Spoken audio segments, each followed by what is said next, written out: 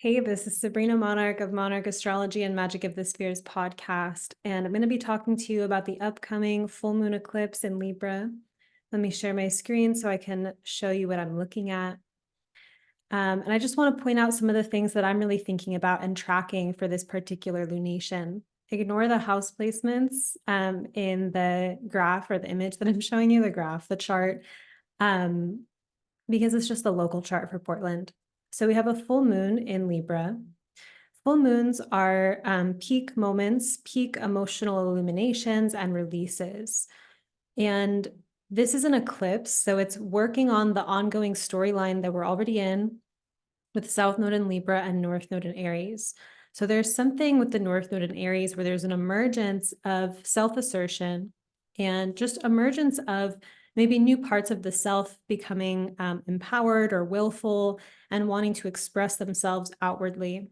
And this is going to then rebalance the Libra side of things, where if we've been participating in our lives and in our relationships as a certain version of ourselves, when we bring more of ourselves to the table, some of our relationships may love that emergence, and other relationships are like, hey, like you've changed, what's going on? And like there's a um, tension that happens, right? Especially if we've been in dynamics where there's any degree of codependency or really kind of fixed role playing inside of relationships. If one person starts to emerge and like bring a new part of themselves, it's going to create some tension. And ideally, within relating, we can be in this like deeper level of honesty about that and grow together, or be honest about when we're growing apart. And of course, that brings up people's attachments and all kinds of things. So we're looking at, it's Aries season. So there is something around like feeling the power of being ourselves, right? And maybe releasing some of our patterns in relationship.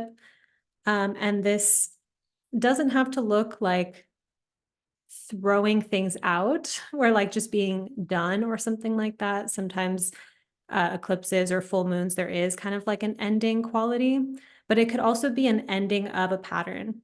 And if you have, really dynamic long-term relationships, this part where it's like you kind of get into familiar fights or difficulties with a person, and sometimes you reach an agreement together of like, hey, we're not going to go around this one again. Like, we're done with this dynamic.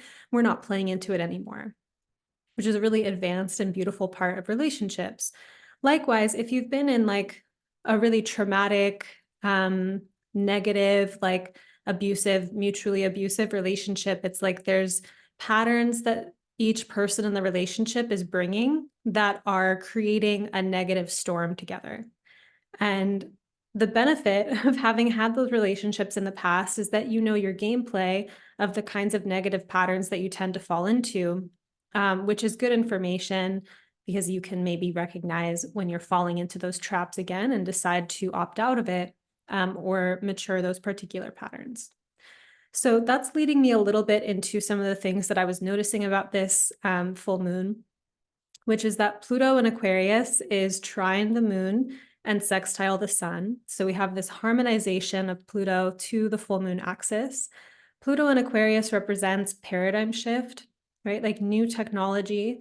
And that doesn't just mean like literal science or like technology, but even spiritual technologies, personal development technologies, relational technologies, right? Thinking in an innovative way, moving innovatively. So there's something around how we are asserting ourselves and how we are relating that is going through paradigm shift. This might be happening in a really obvious way in relationships, but it can also happen internally, in kind of like a parts work way. So if you're familiar with parts psychology, it's like having these different sub personalities that have their own negotiations inside of our own consciousness and psyche. And sometimes those need to be renegotiated, especially in the context of, say, like really strong crystallized personality parts with really defined strategies that were developed in the past because of a past stressor or conflict and are no longer relevant to our situation. So it's this kind of belligerent part of ourselves that shows up to try to, you know, be front in line to deal with challenging situations, but it's totally off in its approach. And you may know what that part of you is. And often there's like a need to kind of go through some internal counsel, thank that part for its work that it's doing to protect or support you, but reassign it because its job is no longer needed. Maybe you know what I'm talking about. If you have no idea what I'm talking about, don't worry about it. We might come back to it.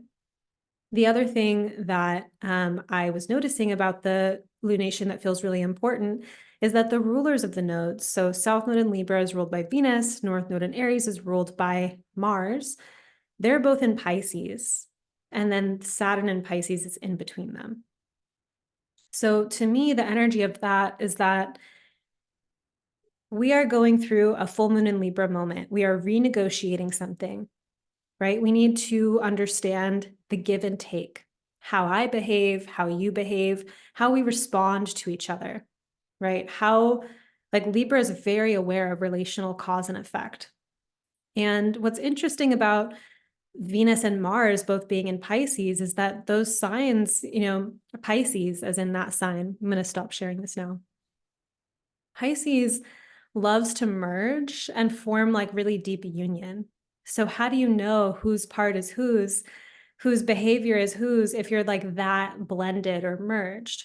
And that's what Pisces wants, is like to be in the ocean of oneness, to like really bond and dissolve boundaries. So how that might look as a emergent storyline or theme right now is that when it comes to co-creating, collaborating, like Libra, right? The thing that's really getting highlighted emotionally right now, we're having a kind of consciousness checkpoint about how is our Libra doing? Like, how are we relating to collaboration and teamwork? How do we relate to relationship? Do we feel like we're thriving in relationship? Are we having disaster and chaos in relationship? Like, what's going on, right? And that being maybe a cause for emotional celebration of how nice it feels to have these like connections, or we're trying to figure out how to work with this part of our lives if it's really challenging. And Pisces, the orientation with Pisces is to go with the flow, to go with inspiration, to be really in a realm of fantasy and enchantment. And so that orientation is going to let some things slide. Like, this is just kind of the flow, like this is where we're going. And if there is a irresponsibility inside of that in terms of like little micro choices, right? Libra is all about decisions. So let's say there's these moments of decision where our consciousness has historically been like, whatever, just kind of going with the flow. Then at some point, those things become more of a wave, like more of a tsunami, right? And we get the kind of messiness or the chaos energy.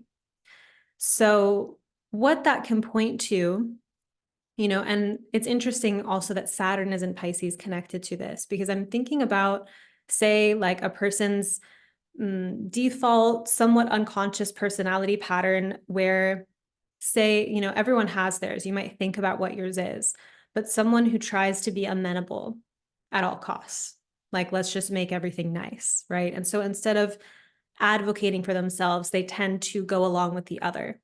And that is kind of okay. There's moments where there's these choice points of like, I could feel out what I want, but I keep just being amenable until something becomes too much. Like, it's not resonant anymore. It's so off because there's been this whole slew of decisions not being made, right? But it could be that you're really distrustful, right? And like have a hard time opening up to people. And that's a personality pattern that you're running. Or you could be, being amenable is also conflict avoidant, right? You could be trying to be really talented and dazzling and like perfect all of the time. You could be trying to look a certain way, present like, pretend that you're like really into what's unfolding. You're trying to like build the magic of it. It's kind of a Pisces thing to do. But internally, there's things that you're not adjusting or making decisions or choices about.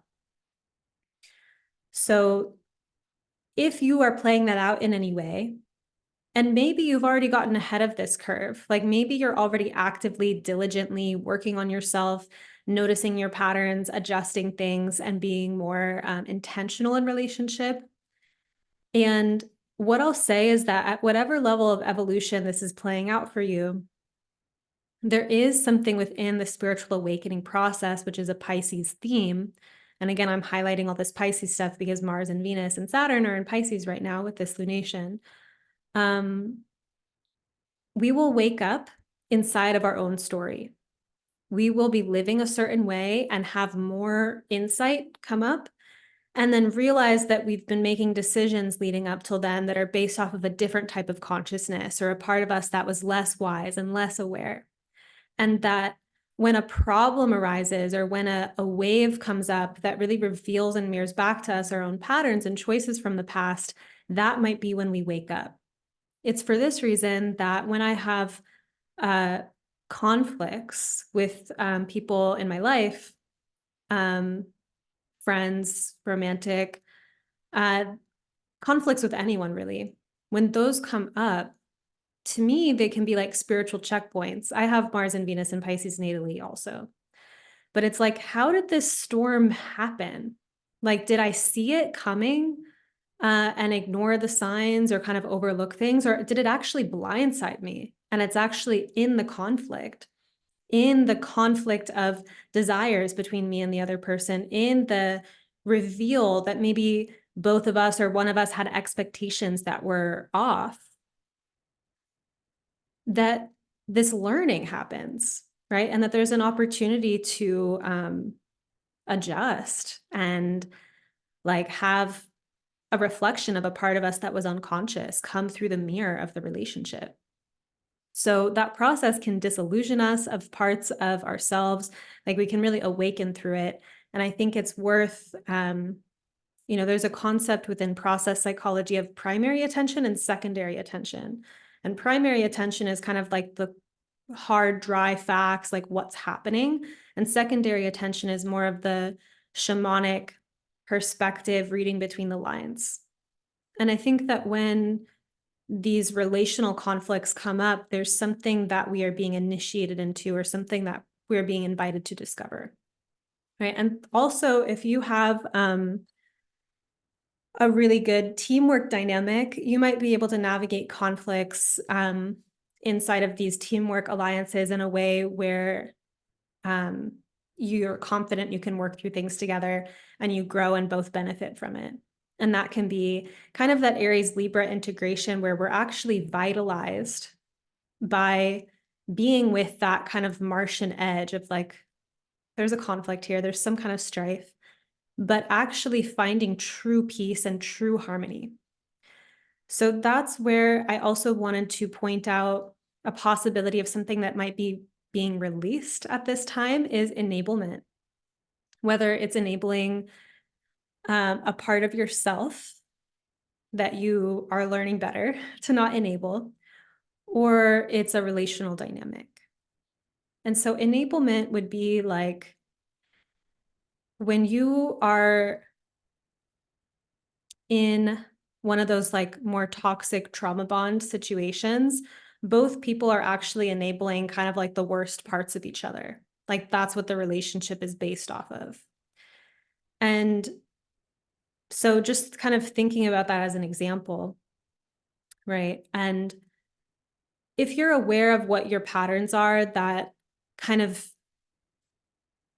are like lower tendencies of yours or something that is just like not in integrity for you, you are in some sense responsible for managing yourself, but also like you might be in relationships where the other person actually doesn't give that part of you very much attention, time of day, doesn't enable it, as opposed to people that pander directly to it, right? And likewise, you might notice if there's lower parts of people, entitled, grabby, demanding, shadowy parts of people, are you enabling it, right? And part of Libra, I really, I was thinking about customer service for this one because I had my own like whole realization around customer service stuff in my life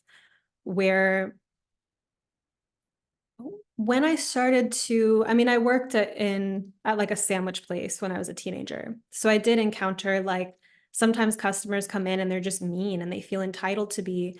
And if the role that you're supposed to play at your work that's enforced is that you have to like the customer's always right and you have to always smile no matter how they're treating you.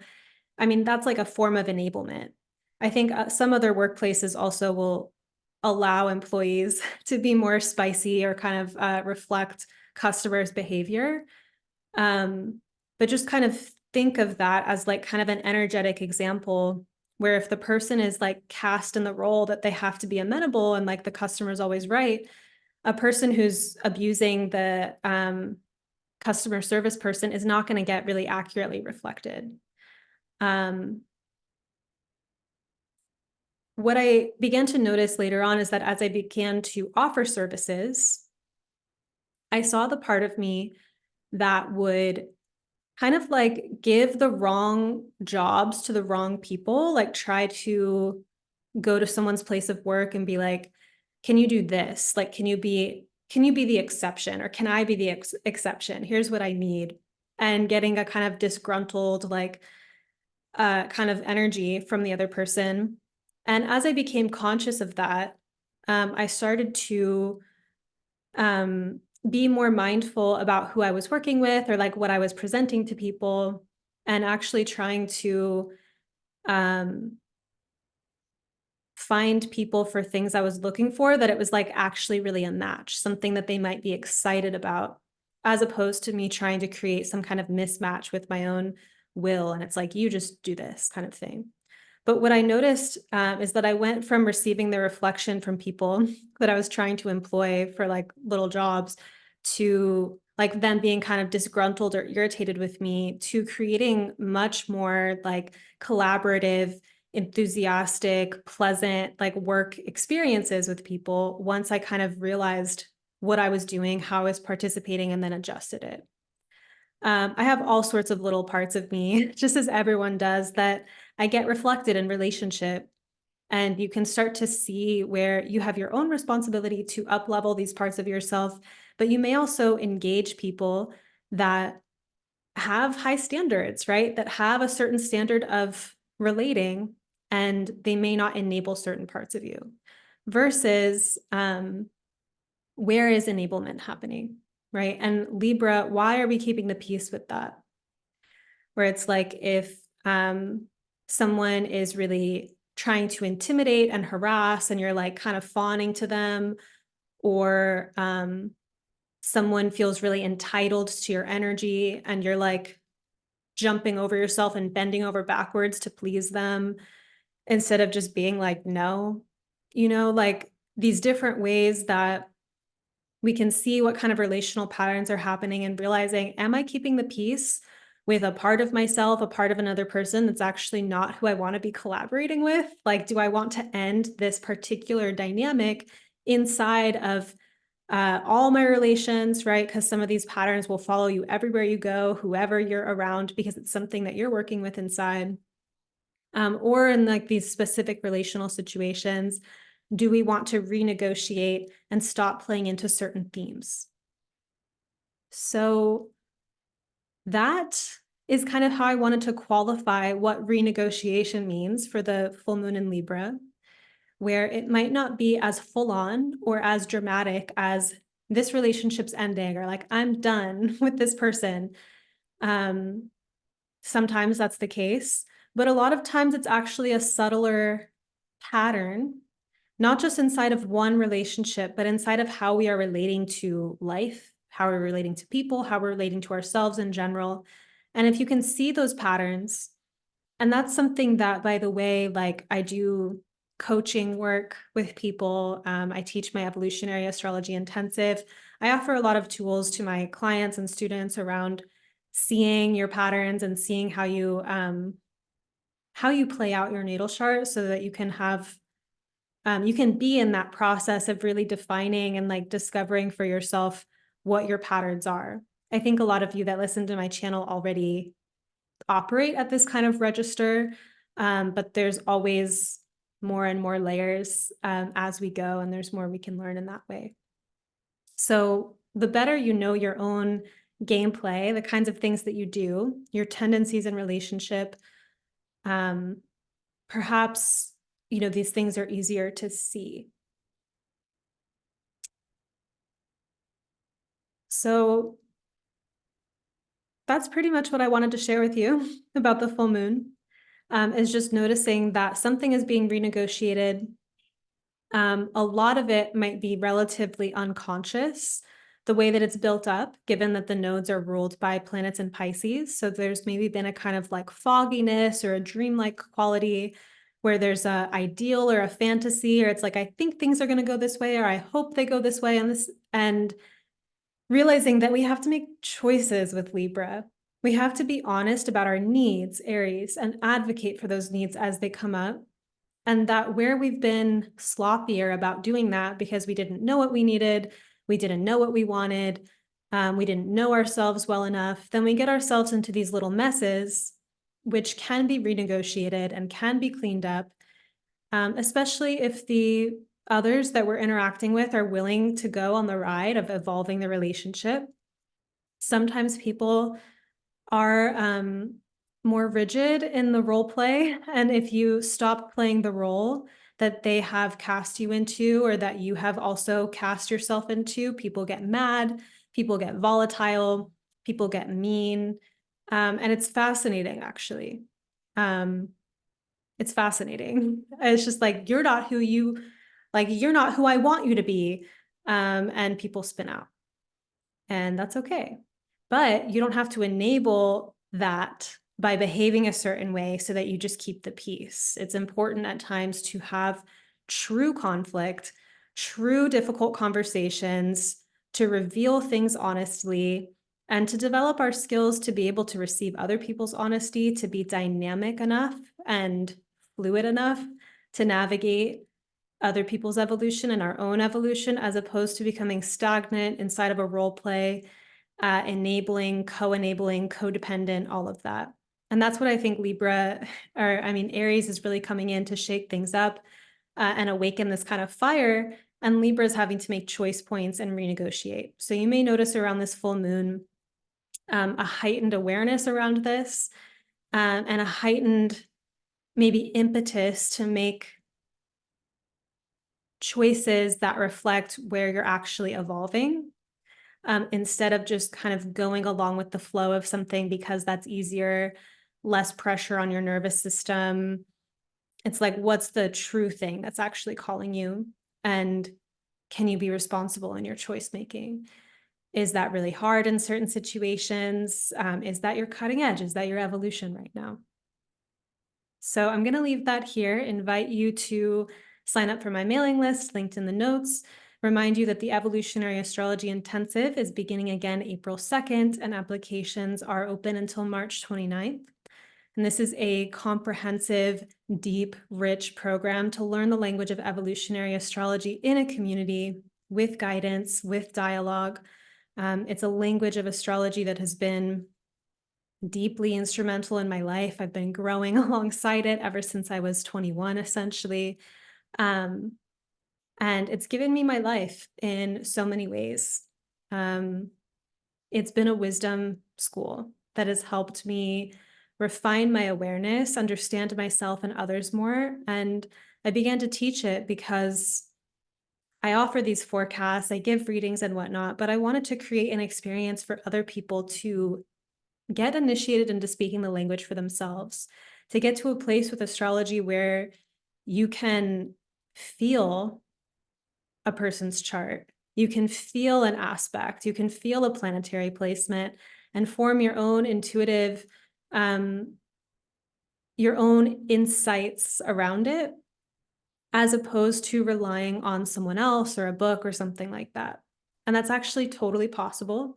Astrologers make it look really magical because we actually just are really practiced in it, and we've just been in the practice showing up for it. But I created an experience where it's a methodical, like structured, um, going into all the archetypes, all the planets, learning how to put it together. And by the end, really being in this more multifaceted, complex thinking and analysis and ability to put things together in the chart. This is an all levels program, so it's great for beginners that are just getting their bearings, people that maybe know a lot but don't feel fully rooted in their own practice, as well as advanced practitioners that want to go into the evolutionary astrology lineage specifically. So, evolutionary astrology is about the evolution of the soul. It's reading the natal chart from the perspective of being here before and that will be here again. And that this life is actually a perfect alchemical space for whatever it is that we've been working on.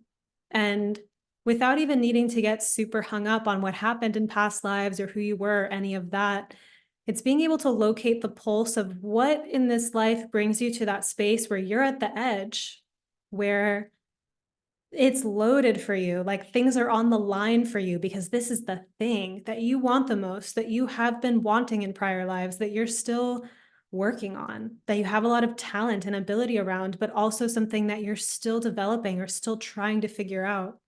What have been your strategies around that? What have those strategies caused you at a karmic level?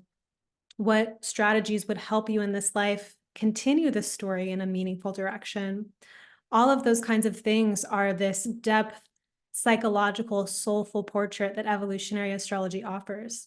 And on that note, if you're catching this in time, I am teaching a class, a free class this weekend at 2 p.m. Pacific on Saturday called The Soul's Edge. And I'll be offering a teaching and a visualization experience about this theme of the edge of the soul, which is a little bit of what I just spoke to of what's at the cutting edge of your evolution. So we'll be exploring that.